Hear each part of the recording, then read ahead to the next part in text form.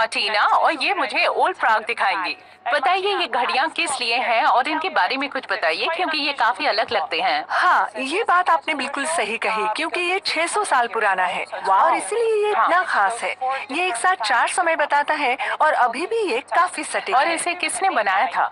एक कहावत के अनुसार इसे मास्टर हानुस ने बनाया था, जो प्राग में दुनिया की सबसे बेहतरीन घड़ी बनाने आए थे।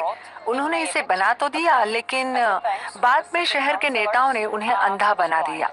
ओह, तो ये बात है। और यहाँ पर्यटकों का इतना आना जाना क्यों है? मुझे लगता है कि लोगों को यहाँ का कार्यक्रम बहुत पसंद है, जिसे आप हर घंटे सुबह 9 बजे से शाम 9 बजे तक देख सकते हैं। और इसे देखने के लिए हजारों की तादाद में लोग आते हैं। इस कार्यक्रम में एपोसल्स का चत्था निकलता है, जो थोड़े समय के लिए चलता है, लेकिन मजेदार होता है। रिस्ट वॉचेस के आने से पहले शहर में क्लॉक टावर्स बनाए जाते थे, ताकि लोगों को समय का अंदाजा हो सके, और प्राग का एस्ट्रोनॉमिकल क्लॉक उन्हीं में से एक है। इसकी खूबसूरत बनावट को देखने के लिए दुनिया भर से पर्यटक यहाँ आते हैं।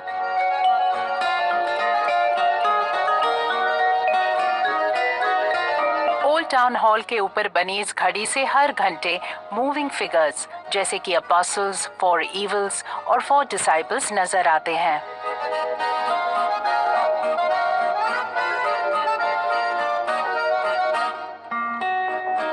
इस घड़ी में कुल 3 छोटी छोटी घड़ियां भी बनी हुई हैं। सबसे अंदर वाली घड़ी, जिसमें अरबी संख्या बनी हुई है, वो बेबीलोन का समय दिखाती है। रोमन संख्या वाली घड़ी मध्य यूरोप का समय बताती है, और शेज़बैकर संख्या वाली घड़ी चेक का पुराना समय दिखाती है। क्या हम अगली जगह जा सकते हैं? चलिए, चलते हैं। शुक्रिया।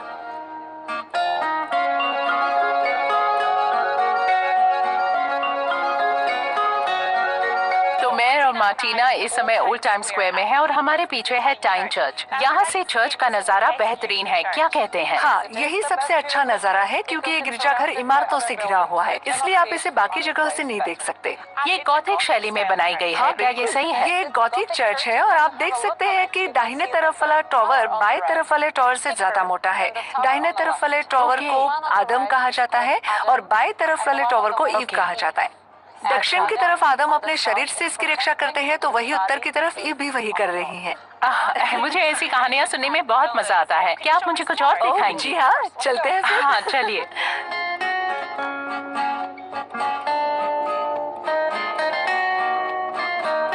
तो मार्टिना, ये पाउडर टावर है, इसका इस्तेमाल किस लिए होता था? ये शहर में प्रवेश करने का मुख्य द्वार हुआ करता था राजा के लिए।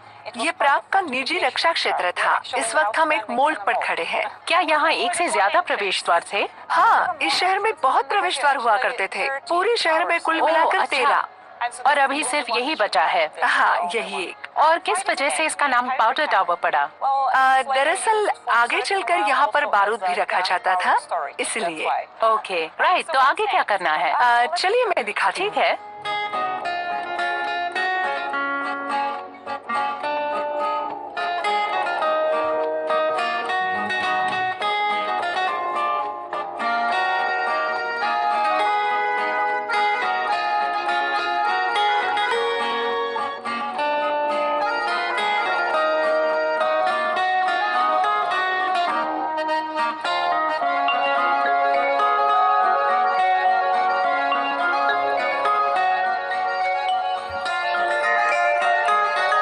मार्टिना और मैं इस वक्त म्यूनिसिपल हाउस के सामने खड़े हैं। मुझे बताइए ये किस शैली में बना है? इसे नुवो शैली में बनाया गया है, चेक की नुवो शैली में।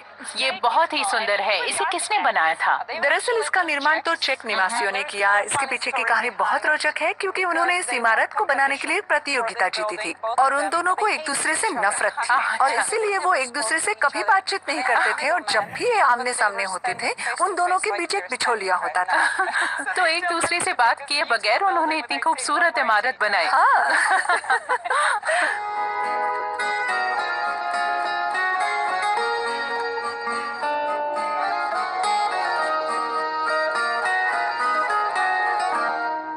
हर शहर के पीछे एक कहानी होती है, जिसे आप गाइड बुक में पढ़ सकते हैं। यही वो बात होती है जो एक जगह को खास बनाती है, और इसे समझ पाने का सबसे अच्छा तरीका है किसी स्थानीय नागरिक से मिलना। आज हम सेगवे की मदद से नेरुडोवा स्ट्रीट तक जाएंगे, जो महल तक पहुंचने का एक मुख्य रास्ता है और इसका इस्तेमाल शाही परिवार के लोग भी किया करते थे और इसलिए पूरे रास्ते में हमें एक शाही अनुभव मिलने वाला है। तो चलते हैं।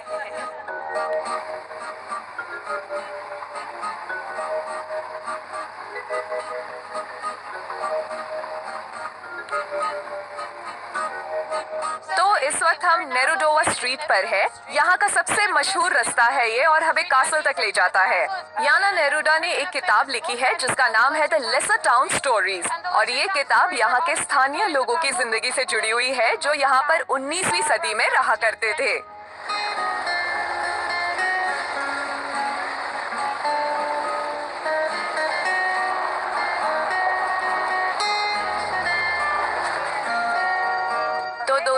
जैसा कि मैंने पहले बताया था, अभी हम महल के ऊपरी जिले में हैं। सामने वो टोमाश गरेक मसरिक की है।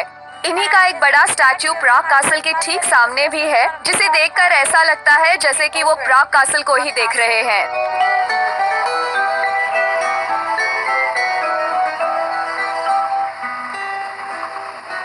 हम अपने सेगवे को यही किनारे पर खड़ा करेंगे। यहाँ से नजारा बहुत ही सुंदर है और मैं आपको प्राग की एक एक चीज समझाने वाली हूँ। ठीक है, तो यहाँ पर हम इसे खड़ा कर देंगे। ये मर्सी टाउन के सामने का रास्ता है जहाँ के टावर की छत हरे रंग की है। इन्फेंट ऑफ प्राग चर्च एक बहुत ही मशहूर चर्च है जिसे देखने के लिए इटली, स्पेन और पोलैंड से कई सारे पर्यटक आते हैं। इसके अंदर एक बेबी डॉल है जिसे 16वीं सदी में स्पेन की सेना यहाँ ले आई थी। ये मोम की बनी हुई है और चर्च के अंदर एक म्यूजियम है जहाँ पर इस बेबी डॉल के 37 अलग अलग कपड़े रखे हुए हैं जिनका इस्तेमाल सिर्फ खास मौकों पर किया जाता है। चेक रिपब्लिक की कुल आबादी 1 करोड़ है और प्राग की आबादी 12 लाख के आसपास है। इस देश की राष्ट्रभाषा चेक है। चेक हमारी मुद्रा भी है। चेक रिपब्लिक यूरोपियन यूनियन का हिस्सा साल 2004 से है, लेकिन अभी भी हमारे पास यूरो की मुद्रा नहीं है। यूरो मुद्रा के लिए हमारी आर्थिक स्थिति अभी भी उतनी मजबूत नहीं है। और सबसे खास बात, चेक रिपब्लिक निर्यात करती है बियर और साथ ही में कार्स जिसका नाम है स्कोडा। साथ ही इस शहर में जो चमचमाती ट्रैम्स आपको नजर आती है वो स्कोडा ही बनाती है। जब आप इजिप्ट जाते हैं और शीशा सेवन करते हैं जैसे कि नरगिला या फ्रूट टबैको बॉल, इसका कांच वाला हिस्सा चेक रिपब्लिक में बनता है। अगर हमें टिपिकल चेक खाना खाना हो तो चेक खाना पसंद करते हैं तो आप पोर्क मीट का मजा ले सकते हैं। जैसे कि अगर आपने पोर्क नी ऑर्डर किया हो तो वो गोश्त से भरपूर होता है जिससे 2 लोगों का पेट तो आसानी से भर जाता है। तो बस इतने से आपको लगता है कि चेक खाने का मजा ले लिया और साथ में बियर्स हो तो क्या बात।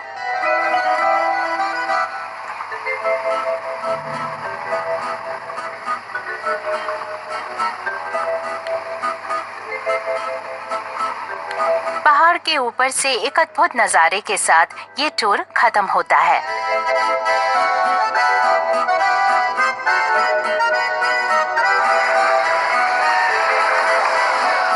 मुझे सच में बहुत ही ज्यादा मजा आया। शहर को ऐसे देखने का मजा ही कुछ और है।